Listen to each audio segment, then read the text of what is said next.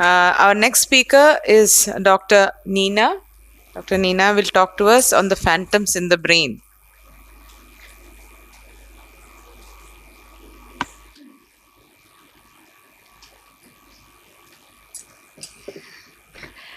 Thank you all, and thank you, Latika, for this opportunity. So we've seen that the patient comes to your OPD with defective vision, and you have examined the patient, and there's nothing wrong in the ocular examination. That's when you start thinking out of the box. Is it something behind the eye that I have to focus on? So the slides are not moving. Yeah, so no financial interest. So I'll start with some interesting cases because otherwise the theory is going to be very monotonous and repetitive. So this was a 70-year-old male who came to us with defective vision of both eyes. He has diabetes, he's hypertensive.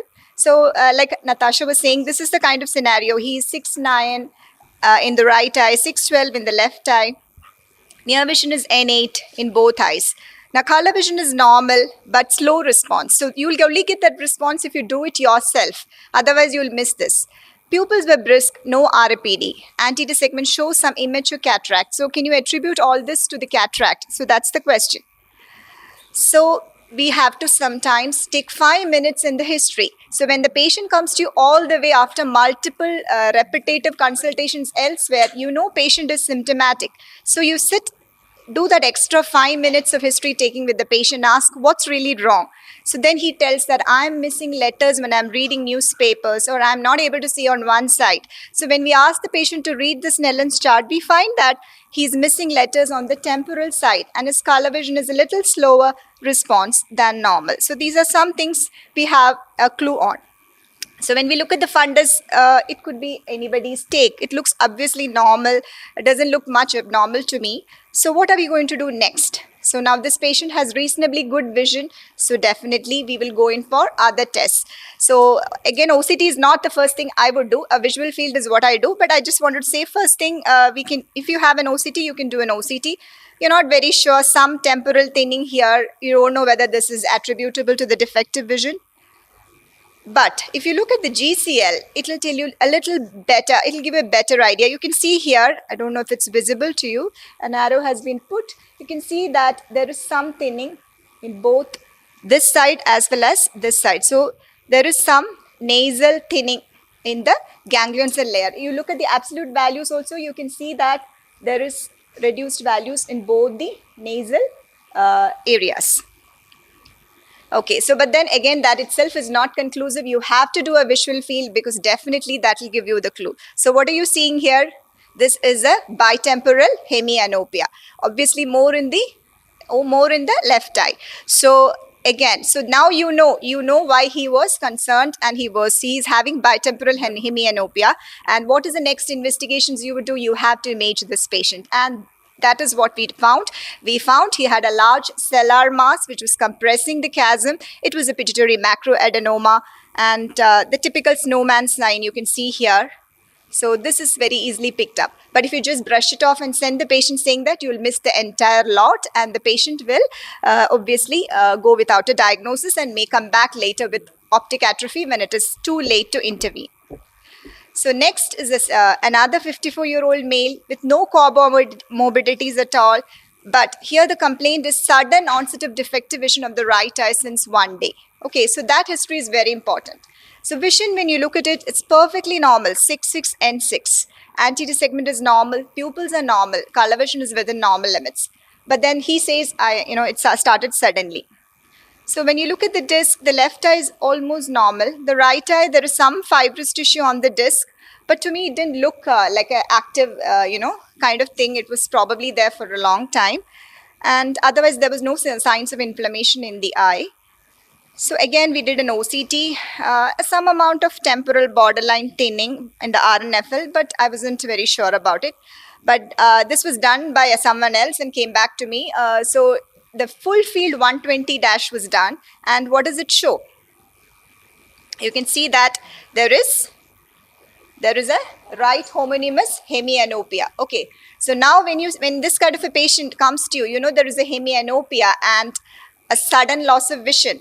What do you think? It has to be an acute attack, isn't it? Something. Again, an MRI brain with orbits. So what do you see here? You can see this here. So he had, you can see that there are ischemic changes. He had an infarct in the left side of the brain. So again, an occipital infarct can present you only with defective vision, may not have any other neurological deficit. So you may be the first one who picks you up. So before you send to the neurologist, don't shy away from doing your neurophthal workup and then send to the neurologist, because then he may be able to help the patient better, and this may progress. He may get another infarct. So you have to be very prompt and active in your investigations.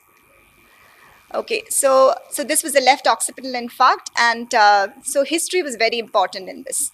So another interesting case was of a 29-year-old male, a healthy male. In fact, he is an avid gym goer with no systemic comorbidities. Came to me saying that he's having some left-sided vision loss after his morning workout. So again, vision is normal, 6/6 N6 vision, anterior segment, pupils, fundus, everything is normal. So when we look at the fundus also, it's normal. But then I asked him a little bit, what did you do in the morning that, you had this blurring of vision? So he tells me that he's addicted to gym.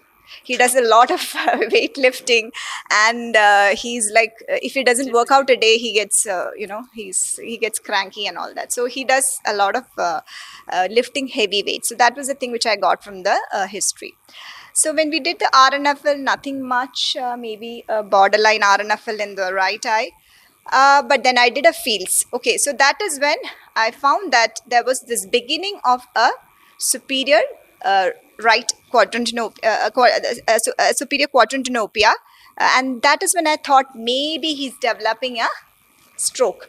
So this was something. So you can see that is symmetrical in both eyes, in the right eye as well as left eye. So a left superior quadrantinopia he was kind of developing, and he was persistent that he's having some problem. Mainly he was complaining of the left eye because the temporal field.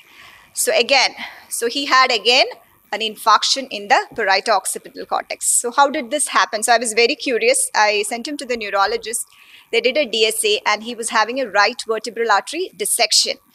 How did this happen? Again, I was curious. So then the neurologist he told me probably this constant heavy lifting, and he was also doing some sort of keeping a lot of weights on his neck. So there was hyperextension of the neck, and this was leading to a vertebral artery dissection, leading to thrombosis and a cerebrovascular accident. So we have to counsel these patients very carefully, because he was addicted to gym, and I had to tell him a lot. You have to stop all this. You can do aerobic exercises and limit this heavy weightlifting, because it's causing problems to your health. So that is the thing. That's the way we go about diagnosing this. So this was a 64-year-old lady. Again, multiple comorbidities, diabetes, hypertension, dyslipidemia. Came to us with defective vision of both eyes of 5 days duration. Vision was very poor here. Again, counting fingers close to face in both eyes, and less than N36. Pupils normal. Anterior segment showed some nuclear sclerosis, cataract, nuclear NS 2 to 3. So then my PG was telling it could be because of the cataract. No? So I said, no, why look at the near vision? You definitely will have better near vision in these kind of patients, because nuclear sclerosis really doesn't produce this kind of vision loss. And she's saying 5 days duration. No neurological deficits. So again, field was something which I would like to do here, but she has very poor vision. So sometimes OCT can help you, It's not that OCT is not shouldn't be put aside. It's very useful investigation. So you can see here, there was some RNFL thinning here, but the left eye, but this eye was normal. But if you look carefully in the OCT, you can see there is some amount of localized thinning in this area as well as this area. So that's when I thought, again, if she was able to do a field, there could have been some, hemianopias. That could have been the beginning of a hemianopia, basically on the right side. So, probably she would have had a left homonymous hemianopia. So then we did a CT brain, then there was a hypodensity suggesting infarction of the right occipital cortex again. So again, history is very important. Spend that extra 5 minutes with your patient to take the history, and most often that will help you in deciding, giving a clue what she could be having and help you in doing the right investigations. So this is case 5, a 68-year-old male, diabetic, hypertensive, hyperthyroid, blurring your vision of 2 months. Vision was 612, N6 right eye, 624, N10 in the left eye. Everything else was normal. The anterior segment, some early lens changes. Posterior segment showed small crowded disc, but other than that, there was no pallor or anything. RNFL didn't give me much clue. I did a field straight away. So what is this we are seeing? Bilateral superior altitudinal defects. So is the patient having AION? So that's what the first thing which I thought, but there are no disc changes. So it cannot be an anterior ischemic optic neuropathy. So is it a bilateral PION? I was wondering, but then I knew that it's quite rare and I have to image this patient. So what did we find?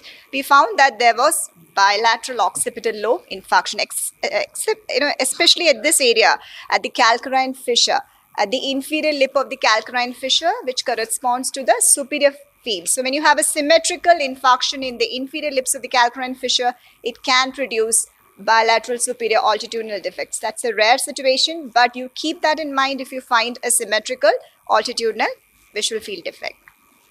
So similarly, if you have an upper lip of calcarine fissure lesion, you can produce an inferior altitudinal visual field defects. So I don't know if I have time. So again, this was, so sometimes you may get these kind of juxtaposed patterns. Okay, this is called checkerboard pattern on visual fields.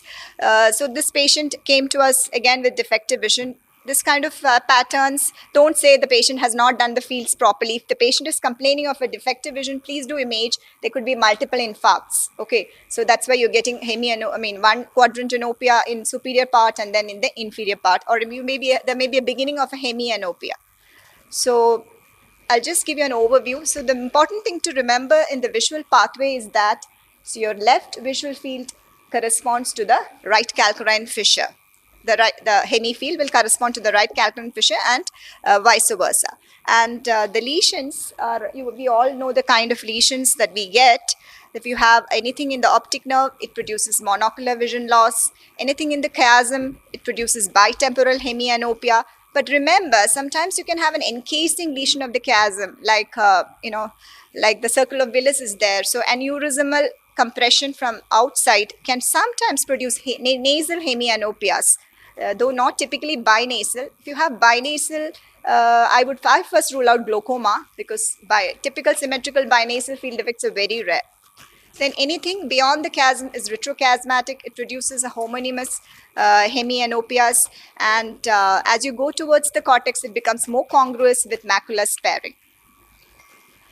So a little clues how to differentiate between the various types of hemianopias or quadrantenopias. Suppose you have a quadrantenopia and you want to know whether it's a temporal or parietal radiations which are involved. How do you differentiate? So one interesting thing that you can do in your OPD is look at the ipsilateral pursuits, because the ipsilateral pursuits are generated from the ipsilateral posterior parietal cortex. So if they are intact, you are probably dealing with a temporal lobe problem. If they are absent, it's a parietal radiations which are involved. And also the type of quadrantenopia. Superior quadrantenopia, it's temporal, and inferior it is parietal. So similarly, hemianopias also can be differentiated. So I don't know whether I should touch upon this because Dr. Rohit Saxena will be talking in detail about it. But just a word is that after doing all these investigations, if you don't find anything wrong, and by certain characteristics and mannerisms of the patient, you think that this is a functional vision loss, that's a different totally ball game. That's a condition in which the patient is counterfeiting a disease with a benefit in mind. So it is a benefit either for escaping some services or for some monetary gains or for some other insurance purposes. So it can be a positive simulation that is simulating a disease, or it can be a negative simulation that is denying a disease. Rarely you can even have a hysterical conversion reaction patient or a hysterical patient, in which case the patient strongly believes that he or she is ill. So you have to be very careful. That's when you have to bring in a psychiatrist or a psychologist into the picture. Never confront the patient and say, no, you're feigning it, because that will jeopardize your entire management. So you have to believe that patient is telling the truth first and prove yourself wrong. So that's how you go.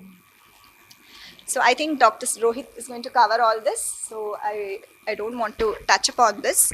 So just, some important things that you can do is some subjective and objective tests.